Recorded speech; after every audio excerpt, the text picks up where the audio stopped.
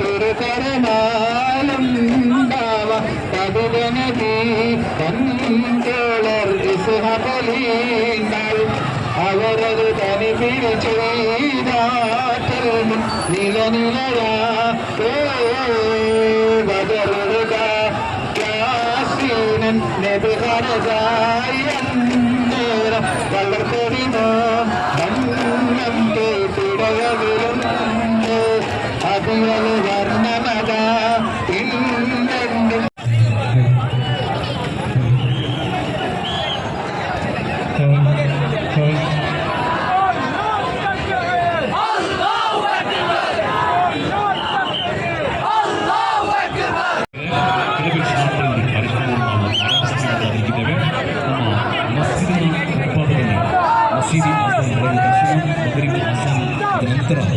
ಸಾರ್ವಜನಿಕ ಸಮಾವೇಶ ಕಾರ್ಯಕ್ರಮ ನಡೆಯಲಿದೆ.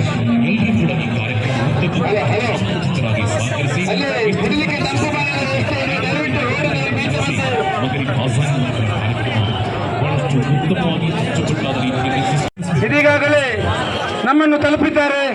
ಇದೀಗಾಗಲೇ ಕೆಲವೇ ಕ್ಷಣಗಳಲ್ಲಿ ಈ ಕಾರ್ಯಕ್ರಮದ ಸಭಾ ಕಾರ್ಯಕ್ರಮ ಆರಂಭವಾಗಲಿದೆ. ದಯವಿಟ್ಟು ಎಲ್ಲ ದೀನಿ ಸ್ನೇಹಿಗಳು ಮೈದಾನಕ್ಕೆ ತೆರಳಬೇಕು. ತಂಪು ಪಾನೀಯದ ವ್ಯವಸ್ಥೆ ಇದೆ, ಅದನ್ನು ಕುಡಿದುಕೊಂಡು ಬರಬೇಕು. ಪದಾಧಿಕಾರಿಗಳು ಅದೇ ರೀತಿ ಫ್ಲಾಗ್ ಅನ್ನು ಹಿಡಿದಂತಹ ಸಾರ್ವಜನಿಕರು ದಯವಿಟ್ಟು ಆ ಫ್ಲಾಗ್ ಅನ್ನು ನಮ್ಮ ಸಂಘಟನೆಗಳಿಗೆ ಸಾಗಿಸಬೇಕು.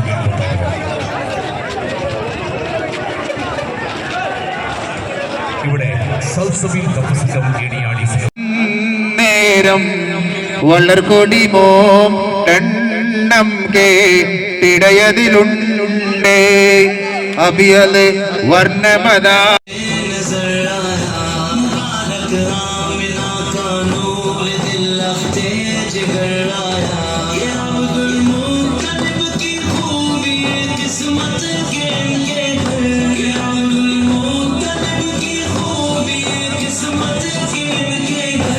ಕಾರ್ಯಕ್ರಮ ಮಾಡಿ ಈ ಒಂದು ಸಮಾಜದಲ್ಲಿ ಬರೀ ಒಂದು 10-12 ಯುವಕರು ಸೇರಿಕೊಂಡು, ನಿಮಗೆಲ್ಲ ಗೊತ್ತಿರುವ ಹಾಗೆ ಒಂದು 20 ಯುವಕರನ್ನು ಸೇರಿಸಿಕೊಂಡು ಎಲ್ಲ ಇಲ್ಲಿನ ನಮ್ಮ ಧಾರ್ಮಿಕವಾದಂಥ ಎಲ್ಲ ಸಂಘಟನೆಯನ್ನು ಒಟ್ಟು ಸೇರಿಸಿಕೊಂಡು ಸುನ್ನಿ ಆಶಯದ ಪ್ರಕಾರ ನಾವೆಲ್ಲರೂ ಒಟ್ಟಿಗೆ ಸೇರಿಕೊಂಡು ಯುವತಿ ಪ್ರವಾದಿ ಸಂದೇಶ ಕಾರ್ಯಕ್ರಮ ಮಾಡಿದ್ದೇವೆ. ಇಂತಹ ಒಂದು ಸುಂದರ ಕಾರ್ಯಕ್ರಮ ಮಾಡಬೇಕಾದ್ರೆ ಇದಕ್ಕೆ ಹಗಲಿರುಳು ಕೆಲಸ ಮಾಡಿದಂಥ ನಮ್ಮ ಆತ್ಮೀಯ ಸಹೋದರಿದ್ದಾರೆ. ಈಗಾಗಲೇ ನಮ್ಮ ಅಧ್ಯಕ್ಷರು ಹೇಳಿದ ಹಾಗೆ ಸುಮಾರು 10-12 ದಿವಸಗಳಿಂದ ರಾತ್ರಿ ಹಗಲನ್ನದೇ ತಮಗೆಲ್ಲ ಗೊತ್ತಿರಬಹುದು ತಮ್ಮ ಊರಿಗೆ ಬಂದು ತಮ್ಮನ್ನು ಈ ಒಂದು ಸಮಾರಂಭಕ್ಕೆ ಆಮಂತ್ರಿಸಿ ತಮ್ಮಿಂದ ಸಹಾಯ ಪಡೆದು ಹಲವಾರು ರೀತಿಯ ಸಹಾಯ ಸಹಕಾರಗಳನ್ನು ತಾವು ಸಹ ನೀಡಿದ್ದೀರಿ. ತಾವೆಲ್ಲ ಬಂದು ನಮಗೆ ಇವತ್ತು ಸೇರಿಕೊಂಡಿದ್ದೀರಿ. ತಮಗೆಲ್ಲರಿಗೂ ಅಭಿನಂದನೆ ಸಲ್ಲಿಸುತ್ತಾ ಮುಂದಿನ ದಿನಗಳಲ್ಲಿ ಅದರೊಟ್ಟಿಗೆ ನಮ್ಮೊಂದಿಗೆ ಕೆಲಸ ಮಾಡಿದಂಥ ಹಲವಾರು ನಮ್ಮ ಸ್ನೇಹಿತರಿದ್ದಾರೆ. ಅವರನ್ನೆಲ್ಲ ಸ್ಮರಿಸಿಕೊಳ್ಳುತ್ತಾ ಪೊಲೀಸ್ ಇಲಾಖೆ ನಮ್ಮೊಂದಿಗೆ ಸಂಪೂರ್ಣ ಸಹಕಾರ ಮಾಡಿದೆ. ನಿಮಗೆ ಗೊತ್ತಿರಬಹುದು ಇವತ್ತು ಕರ್ನಾಟಕದ ಬೇರೆ ಬೇರೆ ಸ್ಥಳಗಳಲ್ಲಿ ಇವತ್ತು ಪರ್ಮಿಷನ್ ಕೊಟ್ಟಿಲ್ಲ. ಆದರೆ ಸುಳ್ಳು ಅಂತ ಹೇಳುವಾಗ ನಮಗೆ ಅಧಿಕಾರಿಗಳು ನಮ್ಮ ಜಿಲ್ಲೆ SP ಅವರಾಗಿರ್ಬೋದು, DSP ಅವರು ನಮ್ಮ ಸುಳ್ಯದಲ್ಲೇ ಬಂದು ಸಾಯಂಕಾಲ ಬಂದು ಇಲ್ಲೇ ಇದ್ದಾರೆ. ನಮ್ಮ ಸಬ್ ಇನ್ಸ್ಪೆಕ್ಟರ್, ನಮ್ಮ ಸರ್ಕಲ್ ಇನ್ಸ್ಪೆಕ್ಟರ್ ಎಲ್ಲರೂ ನಮಗೆ ಸಹಕಾರವನ್ನು ಕೊಟ್ಟಿದ್ದಾರೆ. ಇಡೀ ಬೇರೆ ಬೇರೆ ಕಡೆಗಳಲ್ಲಿ ಪರ್ಮಿಷನ್ ಕೊಡದ ಸಂದರ್ಭದಲ್ಲೂ ಕೂಡ ನಮಗೆ ಪರ್ಮಿಷನ್ ಕೊಟ್ಟು ನೀವೊಂದು ಕಾರ್ಯಕ್ರಮ ಮಾಡಿ ನಿಮ್ಮೊಂದಿಗೆ ನಾವಿದ್ದೇವೆ, ಸುಂದರವಾದ ಕಾರ್ಯಕ್ರಮ ಮಾಡಿ ಅಂತ ನಮಗೆ ಪರ್ಮಿಷನ್ ಕೊಟ್ಟು ಸಹಕರಿಸಿದ್ದಾರೆ. ತಮಗೆ ಅಭಿನಂದನೆ ಸಲ್ಲಿಸ್ತೇವೆ sir. Our Father in heaven, hallowed be your name. Your kingdom come, your will be done.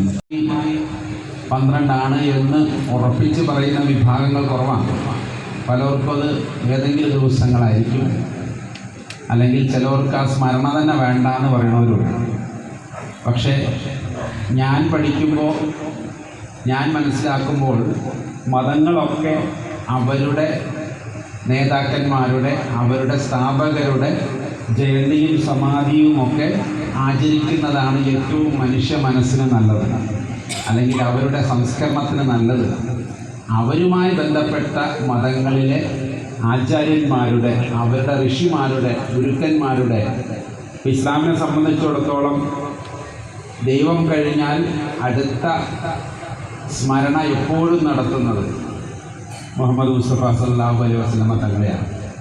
എല്ലാവർക്കും രാവിലെ ബാങ്ക് തുടങ്ങുമ്പോൾ നമുക്കറിയാം അഷ്ഹദു അല്ലാ ഇലാഹ ഇല്ലല്ലാഹ് എന്ന് പറഞ്ഞു കഴിഞ്ഞാൽ, അല്ലെങ്കിൽ അല്ലാഹു അക്ബർ എന്നൊക്കെ പറഞ്ഞു കഴിഞ്ഞു കഴിഞ്ഞാൽ അഷ്ഹദു അന്ന മുഹമ്മദ് റസൂലുള്ളാഹ് എന്നാണ് പറയുന്നത്.